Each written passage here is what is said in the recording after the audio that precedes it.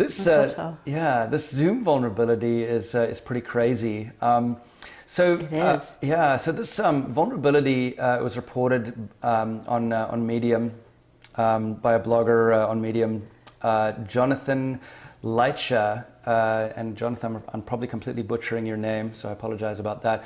But the vulnerability allows any website to forcibly join a user to a Zoom call with their video camera activated without the user's permission. And I tested this on the site. They have a proof of concept, so in a sandbox, I tested it, and it works like this. You click a link, you're dropped into a Zoom conference with your camera on. That's it. It's unbelievable.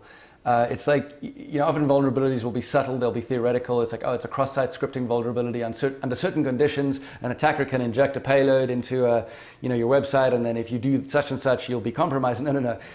This vulnerability allows someone to take a Zoom link, put it on a website, and if you click the link, you can join a conference. But I think, and I haven't verified this, but I think that there's a way for you to simply visit a site and be added to a conference, and there may be a way to actually obscure the fact that you have been added to a conference. Kathy, I haven't tested this, but I think that there might be a way to basically launch a window that is a pop under, and you're kind of in the conference, and the only way that you would know is if you've got a little light on your webcam. The light would kind of glow, but if you don't notice that, you don't know that you're being filmed right now, right?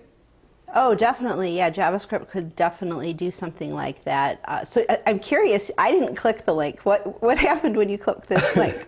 It was pretty funny. So I immediately I went to a website, as you would expect, but the entire web page was a Zoom conference. My camera was automatically turned on, and I was in the conference. Everyone could see me, and presumably they could hear me as well. And I could see them. And there was probably like 8 people in the conference, and we were all laughing our asses off because the story is just broken.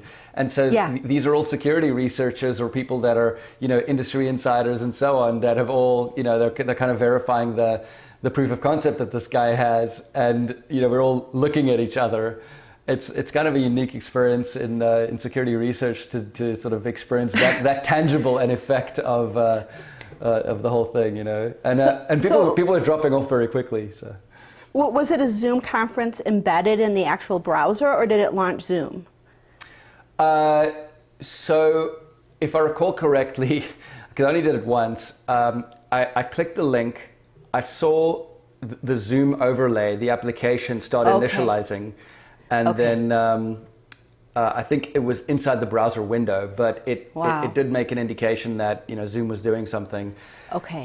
So this so the website simply has to embed some code, and when visiting the site, you'll be added to a call with your video enabled. You don't receive a prompt or anything like that. We tested this, as I mentioned, using the link provided, and and verified that it actually works. The vulnerability could allow an attacker to potentially drop you into a call and have the window be obscured. But like I said, the Zoom overlay appeared briefly for me. Your mileage may vary, so I don't know how much it's going to be disclosed that you're initiating a call. If you've ever installed the Zoom client, what the researcher says here is that even if you've uninstalled the Zoom client, you still have a local host web server on your machine, and that web server he's discovered has the ability to reinstall the Zoom client. And it doesn't require any interaction on your behalf besides visiting a web page. Now, the way that Zoom uses this web server, it's running on localhost and it's running on a high numbered port. It's port 19421. And the way it works is that if you visit a website, there'll be a URL on the page that points to localhost and that port number, and it has the ability to essentially send instructions to that web server by making image-like requests to that server, and it bypasses CORS by doing that, which is a security mechanism that protects sites from loading content from places that they shouldn't load content.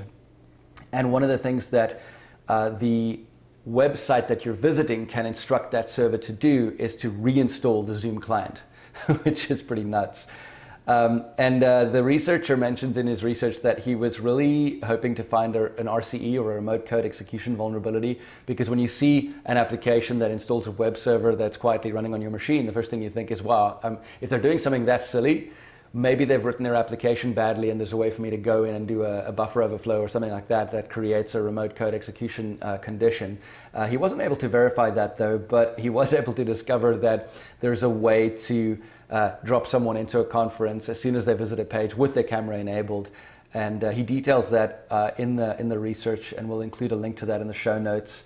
So pretty crazy story here. And then Kathy, I guess the PR department over at Zoom were just sort of making noises with their keyboard and their mouth that didn't really make much sense.